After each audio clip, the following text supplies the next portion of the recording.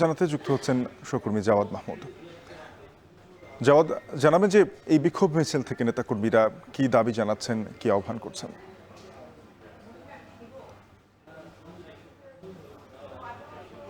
মূলত ঢাকা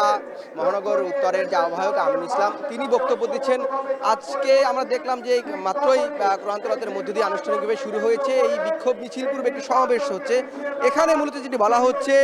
যে এই যে মিটফোর্ডের ঘটনাকে কেন্দ্র করে সারা দেশব্যাপী যে একটি সাধারণ শিক্ষার্থী কিংবা বিভিন্ন রাজনৈতিক দল প্রতিবাদ করেছিল এটি নিয়ে, এবং একই সাথে আমরা দেখেছি যে বুয়েট, ঢাকা বিশ্ববিদ্যালয় অথবা কুয়েটে এটি বিএনপির সর্বোচ্চ যিনি নেতা ভারপ্রাপ্ত চেয়ারম্যান তারেক রহমান, তাকে নিয়ে আসলে কুরুচিপূর্ণ বক্তব্য দেওয়া হয়েছে বা এই দাবিটি বিএনপি করছে, এবং তারই প্রতিবাদে তারা বলছেন আজকের এই বিক্ষোভ মিছিলটি আয়োজন করছেন এবং বিক্ষোভ মিছিল পূর্ব সমাবেশটি করছেন। এখানে মূলত তারা বলছেন যে তারেক রহমানকে উদ্দেশ্য প্রণোদিতভাবে এবং রাজনৈতিকভাবে হেয় প্রতিপন্ন করার জন্যই মূলত নির্দিষ্ট একটি গোষ্ঠী তার বিরুদ্ধে অপপ্রচার চালাচ্ছে এবং সাধারণ শিক্ষার্থীর বেশে সাধারণ শিক্ষার্থীকে নানানভাবে পরিচিত করে এই যে বিএনপির মুখোমুখি দাঁড় করিয়ে দেওয়ার একটা চেষ্টা করা হচ্ছে। এবং তারা যে বক্তব্য রাখছেন, যেহেতু এখন মহানগরের পর্যায়ে নেতারা কথা বলছেন এবং এখানে বিএনপির মহাসচিব মির্জা ফখরুল ইসলাম আলমগীর তিনি প্রধান অতিথির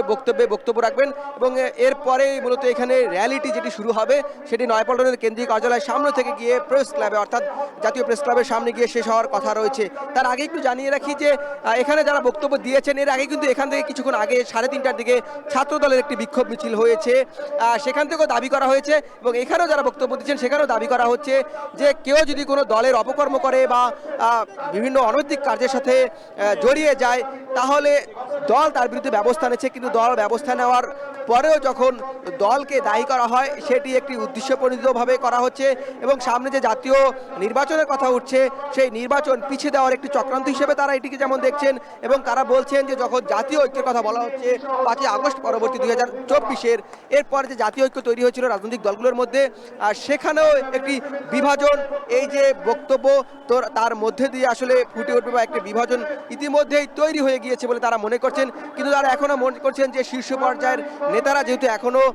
সংযত হন বা তারা যে কোনো দলেরই হোক তারা যদি তাদের কর্মী বাহিনীদেরকে সংযত হওয়ার চেষ্টা করেন বা সেই পদক্ষেপ নেন তাহলে এখন পর্যন্ত ফ্যাসিবাদ বিরুদ্ধে যে রাজনৈতিক দলগুলো দীর্ঘদিন ধরে আন্দোলন করেছিল সেই ফ্যাসিবাদ বিরোধী আন্দোলনের যে দলগুলো ছিল তারা আবার একটি ঐক্যমতের মধ্যে পৌঁছতে পারবে, তারা আবার ঐক্যবদ্ধ হতে পারবে। কিন্তু এখন যে পরিস্থিতি দাঁড়িয়েছে তারা বলছেন যে সবাইকে সংযত হতে হবে। দলের কোনো কর্মী বা সমর্থক যদি কোনো অন্যায় করে বা অপকর্মে জড়িয়ে যায় তাহলে দল যেমন তার বিরুদ্ধে ব্যবস্থা নিচ্ছে এবং তারা ওখানে অন্তর্বর্তী সরকারকে এখানে দায় দিচ্ছেন এবং বলছেন যে অন্তর্বর্তী সরকার আসলে আইন শৃঙ্খলা যে পরিস্থিতি সেটি অনেকটা ভেঙে পড়েছে এবং অন্তর্বর্তী সরকারকে তারা অভিযোগ করছেন যে তারাও উদ্দেশ্য প্রণোদিতভাবে কোনো যারা অপরাধী বা অপরাধী চক্র যারা আছে তাদের বিরুদ্ধে কোনো ব্যবস্থা নিচ্ছে না, সেটির পিছনে কোনো ভিন্ন উদ্দেশ্য আছে কিনা সেই প্রশ্ন কিন্তু আমরা দেখছি যে এখন যারা বক্তব্য দিচ্ছেন সেই বক্তব্যে তারা ফুটে উঠছে। এই ছিল এখন পর্যন্ত নয়াপল্টনের বিএনপির বিক্ষোভ সমাবেশ থেকে বা বিক্ষোভ মিছিল থেকে আমার কাছে সবশেষ। সহকর্মী জাওয়াদ মাহমুদ যুক্ত হয়েছিলেন নয়াপল্টন থেকে, জানাচ্ছিলেন বিএনপির বিক্ষোভ মিছিলের সবশেষ।